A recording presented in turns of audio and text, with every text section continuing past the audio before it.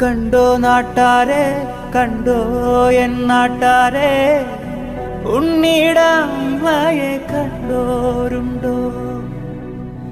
കാലമതിക്കാലെ കൂരേന്ന് പോയില്ലേ, തിരികെ വന്നപ്പോൾ കണ്ടില്ലോളെ. കഞ്ഞി കുടിക്കാണ്ട്, പഴങ്കഞ്ഞി കുടിക്കാണ്ട്, കാലം പുലർക്കാലെ പോയതാണേ. മേലെ കണ്ടത്തിൽ വിത്തേറിയാനായി നേരം പുലർക്കാലെ പോയതാണ്.